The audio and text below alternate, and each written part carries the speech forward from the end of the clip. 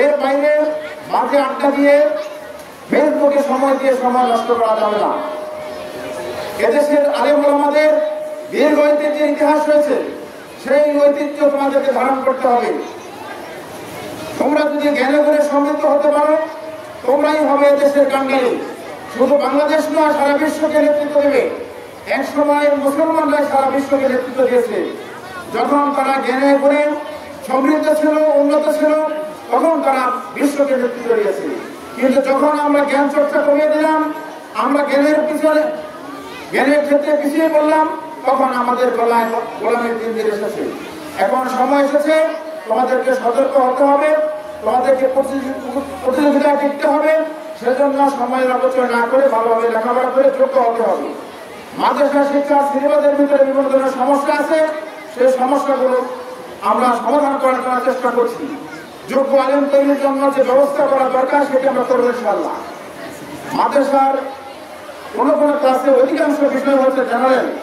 মাদ্রাসার মৌলিক শিক্ষা এখানে কমানো হয়েছে, সেটি আমরা আগের জায়গায় নিয়ে যেতে চাই, যাতে যোগ্য আলেম তৈরি হয়। আমরা মাদ্রাসা প্রতিষ্ঠার জন্য বিগত সময়ে বিভিন্ন ধরনের আইনের বেড়াজাল দিয়ে, যে শর্ত দিয়ে সংকুচিত করা হয়েছে, আমরা সেটি সম্প্রসারিত করছি।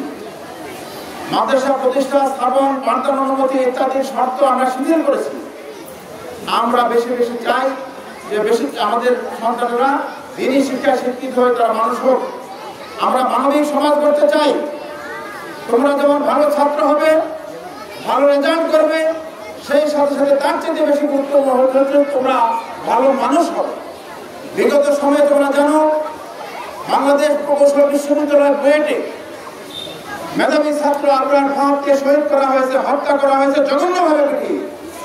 যারা তাদেরকে পিটিয়ে মেরেছে তারা কি কেউ অযোগ্য ছিল? তারা কি মেধাহীন ছিল? তারা কিন্তু সকলে মেধাবী ছাত্র ছিল, কিন্তু তাদের ওই শিক্ষা তাদের মেধাবী করেছে, কিন্তু তাদেরকে মানুষ করতে পারে না। তারা ছিল অমানুষ দানব। আমরা সেই অমানুষ এবং দানব তৈরি করতে চাই না। আমরা মানবিক সমাজ গড়তে চাই, আমরা মানবিক হতে চাই। তোমরা মানবিক হবে, তোমরা সৎ হবে, তোমরা পরস্পরের প্রতি সম্মান বোধ এবং পরস্পরের মতের প্রতি সম্মান বোধ করবে এবং তোমরা বেড়ে উঠবে।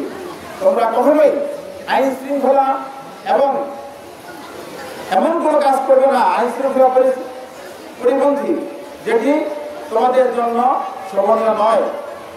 বাংলাদেশের মানুষ তোমাদের কাছে যে আশা করে, তোমরা যাতে সেভাবেই বড় হতে পারো সেভাবে চেষ্টা করবে। মাদ্রাসার শিক্ষার ক্ষেত্রে ইবতেদায়ীতে মিড ডে মিল এবং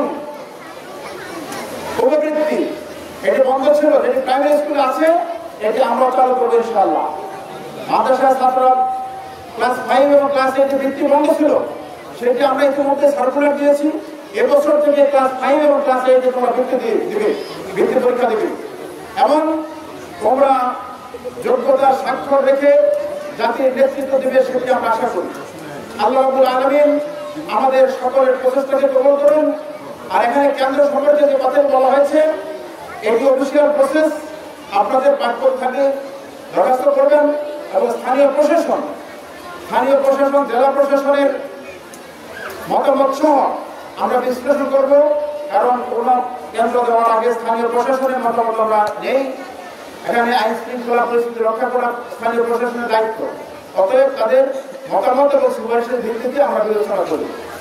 আমরা যা যা প্রয়োজন মাদ্রাসা শিক্ষার ক্ষেত্রে, যেমন বিজ্ঞান বলা হয়েছে ইতিমধ্যে, আমরা ভাবছি এবং এটা আমাদের পরিকল্পনায় আছে আগামী সেশন থেকে মাদ্রাসা শিক্ষায় ব্যবসায় শিক্ষা চালু করবো ইনশাআল্লাহ। কারণ যারা আলেম ওলামা তারা ব্যবসায়ী হবে, সব ব্যবসায়ী হবে। আমরা সেই ব্যবসা শিক্ষা চালু করবো, যাদের যোগ্যতা আছে, প্রাপ্যতা আছে, সেই জিনিসে আমরা তাদেরকে ব্যবসা শিক্ষা চালু করার পারমিশন দিব। শুধু বাংলাদেশে নয়, বাংলাদেশের বাইরেও আমরা মাদ্রাসা স্থাপন করবো ইনশাআল্লাহ। যেটা ঢাকা বোর্ডের অধীনে বাংলাদেশের বাইরে বিভিন্ন জায়গায় স্কুল আছে এবং কেন্দ্র আছে, এসএসসি পরীক্ষার সাথে একই সাথে পরীক্ষা হয়। আমরাও অনুরোধ বাংলাদেশের বাইরে, যেখানে আমাদের মুসলিম কমিউনিটির সংখ্যা বেশি আছে, বাংলাদেশের প্রবাসী আছে, সেখানে আমরা মাদ্রাসা চালু করার জন্য চিন্তা ভাবনা করছি। আমরা চাই একটি মানবিক বাংলাদেশ গড়া, সেই লক্ষ্যে আমরা কাজ করছি। আল্লাহ রাব্বুল আলামিন আমাদের সকলের প্রচেষ্টাকে কবুল করুন। তোমরা সকাল থেকে ধৈর্য ধরে